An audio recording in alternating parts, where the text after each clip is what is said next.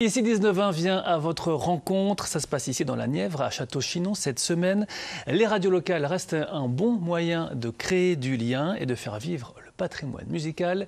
Découvrons les voix qui animent Fréquence Morvan grâce à Sébastien Quéroux.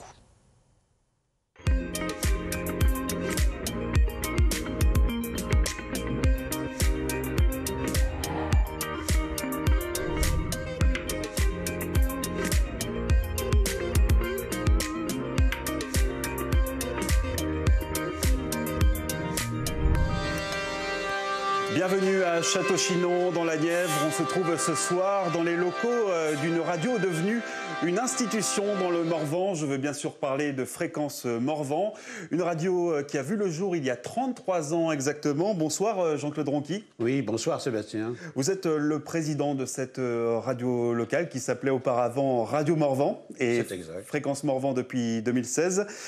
C'est une radio qui a été fondée en 1991 par Robert-Jean Leclerc. Comment tout a commencé ? Eh bien, jusqu'en 1991, il n'existait que deux radios dans la Nièvre, une à Nevers et une à Clemcy. Et Robert-Jean Leclerc, avec l'un de ses collègues, André Fourcade, a eu l'idée de mailler le territoire de radio. Alors, Château-Chinon est né comme ça, mais à l'époque, il y a eu aussi Luzy et Caunes. Nous sommes aujourd'hui le seul survivant par rapport à ces trois radios. Et comment on pourrait définir l'identité de cette radio ?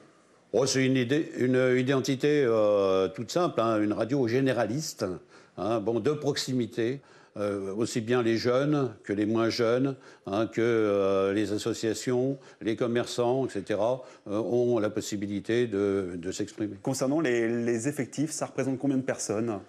Alors, nous avons 2 salariés. On a eu jusqu'à 4 salariés avant la Covid.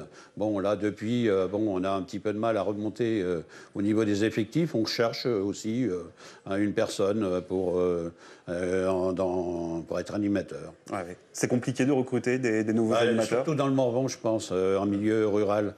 En ville, on arrive à avoir beaucoup plus de facilité. Alors aujourd'hui, vous couvrez 5 départements, la Nièvre bien sûr, mais aussi Lyon, la Saône-et-Loire, le Cher et même l'Allier. C'est une radio qui dispose d'auditeurs fidèles ?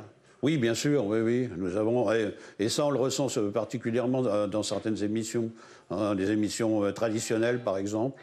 Hein, sur les traditions du Morvan. Et puis, on le ressent aussi lors de notre émission d'accordéon, hein, où on a beaucoup d'appels qui viennent plutôt de la bordure du Morvan, de la bordure de la Nièvre aussi.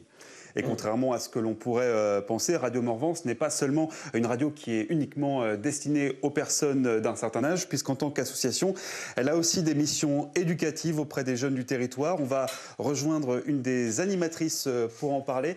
Bonsoir Marie Tabuteau. Bonsoir. Alors de quelle façon vous incluez les jeunes dans vos programmes ? Alors on tente de les inclure via des ateliers, on tente d'aller directement les chercher donc dans les établissements scolaires, dans les centres sociaux, pour leur donner le goût à la radio et l'envie de nous écouter. Et de quel type d'atelier il s'agit ? Alors c'est très très vaste, hein. On peut avoir des ateliers où on leur fait faire des petites chroniques, hein. Alors ils parlent de leur passion, bien souvent, on essaie de leur faire parler de ce qu'ils aiment.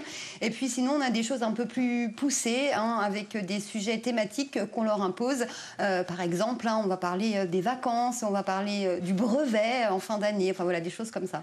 Donc vous leur faites des reportages en fait ? Des reportages, des émissions même en direct ici dans les studios. On reçoit notamment le centre social une fois par mois. Ici, les enfants viennent en direct faire leur émission. On a les collégiens aussi qui viennent une fois par mois. Alors là, on enregistre au collège avec eux. Et c'est toujours un moment de plaisir pour eux. Et on voit qu'ils aiment la radio et ils aiment parler au micro quand même. Et est-ce que ça a des répercussions sur les auditeurs ? Est-ce que vous arrivez à rajeunir votre public ? Et oui, via ces ateliers, forcément, les parents écoutent leurs enfants, eux aussi s'écoutent, et du coup, on voit qu'ils participent aux jeux, aux émissions, on voit que ça rajeunit un petit peu l'auditoire. Donc il y a des jeunes même qui vous appellent pour participer donc, à des émissions ? De temps en temps.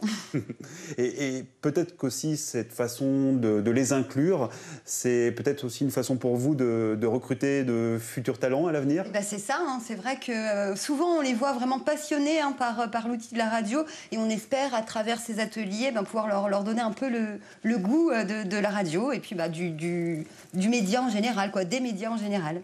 Eh bien, en tout cas, merci beaucoup Marie Tabuteau. Et puis, on précise que Fréquence Morvan est également diffusée sur Internet et sur les box. Et pour faire plaisir à vos auditeurs, on se quitte sur un air d'accordéon et de vielle, les instruments phares du Morvan.